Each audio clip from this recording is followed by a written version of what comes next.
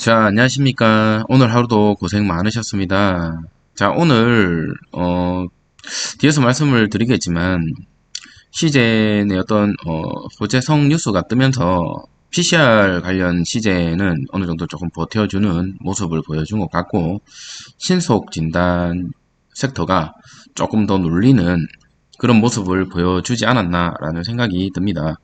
이전 영상에서도 제가 이제 그 뉴스를 계속적으로 보여드리면서 이 PCR 검사를 줄이는 게 아니라 어쩔 수 없이 보조적으로 신속 검사를 하는 거다. 그렇기 때문에 손절을 할 거라도 그 뉴스로 인해서 손절은 아니다라고 말씀을 드렸던 영상이 있었습니다. 그래서 그런 관련된 뉴스가 어느 정도 오늘 보여주는 모습을 보여줬고, 지금 이 최저점이 48,200원에 보여준 이 박스권이죠. 이 박스권 상단 부분이 정확하게 보시는 것 같이 56,000원이죠. 56,000원이 이 박스권의 상단인데, 이 박스권의 상단을 어, 밑으로 흐르지 않고 끝나는 동시에 어느 정도 저점을 다지고 올라가는 그런 차트의 흐름을 보여주고 있습니다.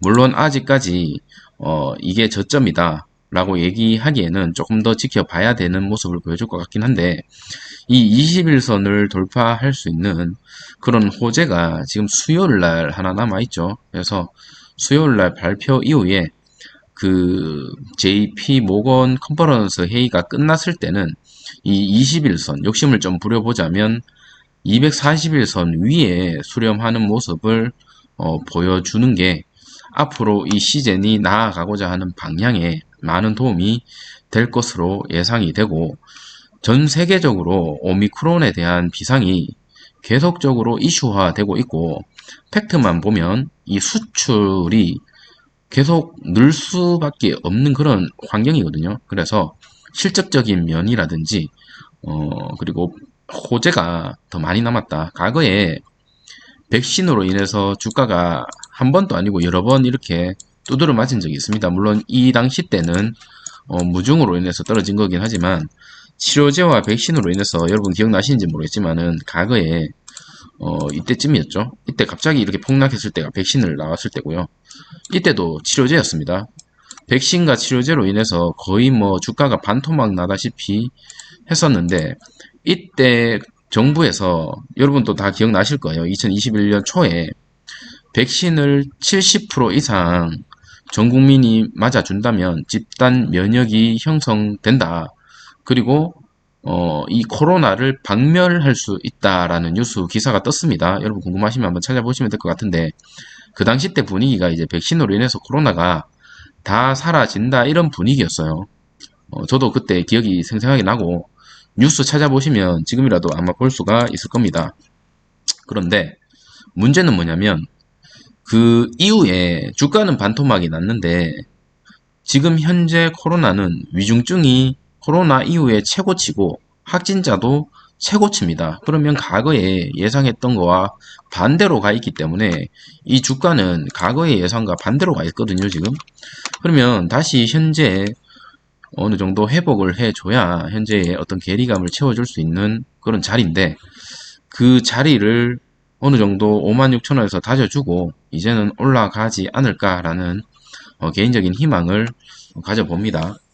자, 오늘 시간대별 코스피는 마이너스 0.95%로 마무리가 되었고, 코스닥 같은 경우는 마이너스 1.49%로 마무리가 되었습니다. 그리고 오늘 수급도 외국인이 3일 연속 매수를 해주면서 마무리가 되었고, 오늘 또 소폭 양봉을 기록하니 개인들이 매도로 대응을 합니다.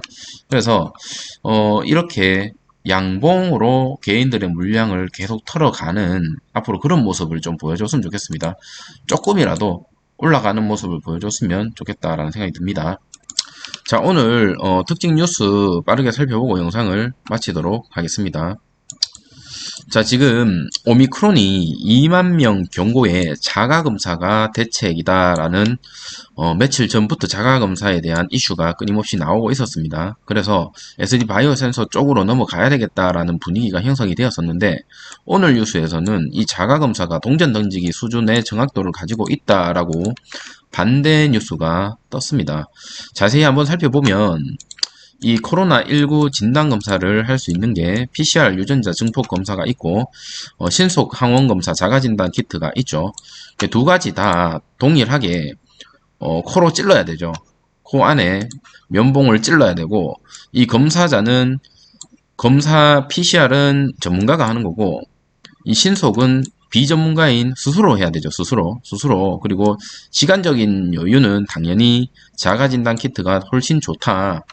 하지만 장점을 봤을 때 PCR은 99%에 달하는 정확성을 가지고 있고, 신속 항원 검사 같은 경우는 그 정확성이 상대적으로 떨어질 수밖에 없습니다. 그러면 반대로 단점을 봤을 때는 이 아까 말씀드린 것처럼 정확도가 떨어지고, 장점으로는 결과 분석까지 시간이 짧아서 빠르게 검사를 할 수 있는 대신에 정확도가 낮다는 거죠. 이러한 검사는 사실은 빠르게 검사하는 게 중요한 게 아니라 정확도가 높은 게 중요한 겁니다. 하지만 현재 왜 신속에 대해서 이슈가 되고 있는지 여러분도 아시겠지만 PCR 검사량이 버티지 못하기 때문입니다. PCR 검사량이 지금 한계치에 도달했고, 시젠이나 뭐 다른 여러 기업 PCR 검사 회사에서 물량을 찍어내는데도 불구하고 이 검사량과 의료진, 전문가의 어떤 그런 인력이 부족하다라는 거죠. 그렇기 때문에 어쩔 수 없이 신속을 한다는 겁니다. 그래서 PCR 검사를 하루에 75만을 하던 것을 85만으로 확대할 것에 대해서 지금 검토 중인 것 같고요. PCR 검사, 음성 확인서 이런 것들을 어느 정도 앞으로 더 많이 사용할 수밖에 없는 그런 환경이 올 것으로 보여집니다.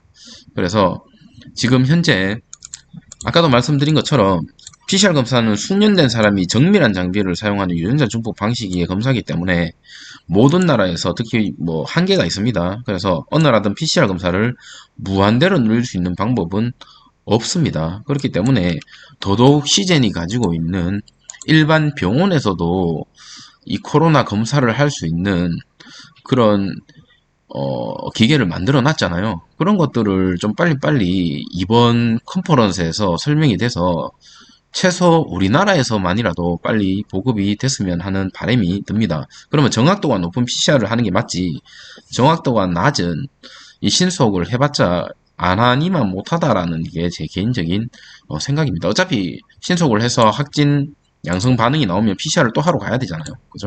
그렇기 때문에 지금 현재 영국도 난리가 났습니다. 영국의 오미크론 격리 급증으로 57조 원의 손실을 보고 있다라는 뉴스 기사가 떴고요. 영국뿐만 아니라 스페인에서도 2주간 재감염 환자, 이게 좀 심각합니다.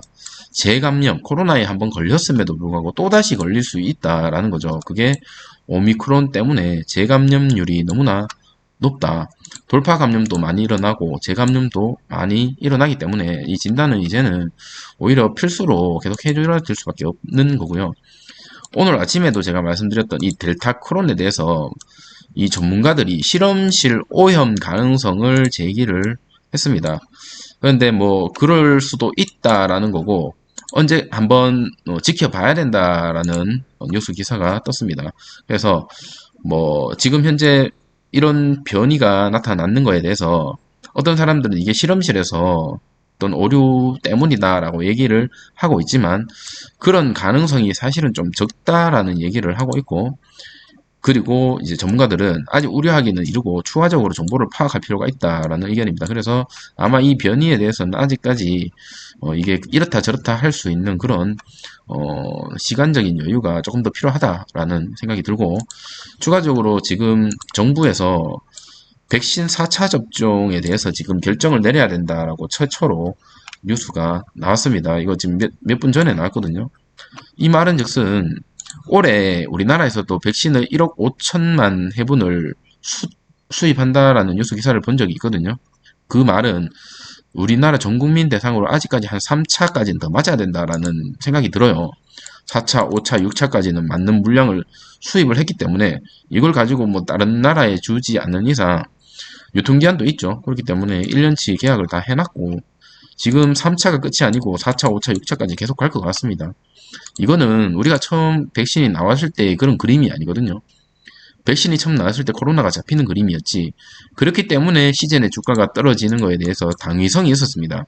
어느 정도 인정을 했단 말이죠. 시젠 주주 입장에서도. 근데 현재는 지금 아니죠. 아니면 다시 틀어야 되죠. 그런데 지금 현재 주가가 크게 반응을 못하고 있지만 우리는 기다릴 수밖에 없다라는 거. 그리고 이제 내일 모레입니다. 내일 모레 셀트리온은 지금 불참을 하게 되었지만 시젠 같은 경우는 내일 모레 천정윤 대표가 직접적으로 소개를 하게 되었습니다. 그래서 이러한 분위기 속에서 이 진단검사 생활화에 조금 더 강력하게 퍼포먼스 좀 보여주고 수출 계약 공시 이런 것들도 추가적으로 같이 좀 터트려주는 그런 주가 되었으면 좋겠다라는 생각을 끝으로 영상을 마치도록 하겠습니다. 자, 시젠 지금 어느 정도 저점을 다지면서 올려주는 모습을 보여주는 것 같아서 좀 한편으로는 다행이다 싶은데 이 방심할 수 없는 놈이기 때문에 언젠가 지금 이 수요일 날 이후에 어떤 행보를 보여줄지 사실은 가장 궁금하고 좀 기대 반 두려움 반 가지고 있습니다. 그래서 내일 그리고 모레 이틀 남았는데 어떤 주가의 흐름을 보여줄지 같이 한번 지켜보고 또 혹시 특이 뉴스나 뭐 특이 사항이 있으면 영상으로 찍도록 하겠습니다. 자, 오늘 하루도 고생 많으셨고요. 계속적으로 힘 좀 내주시고 조금이라도 제 영상이 도움이 됐으면 좋겠다라는 생각이 듭니다. 자, 내일 또 뵙도록 하겠습니다. 감사합니다.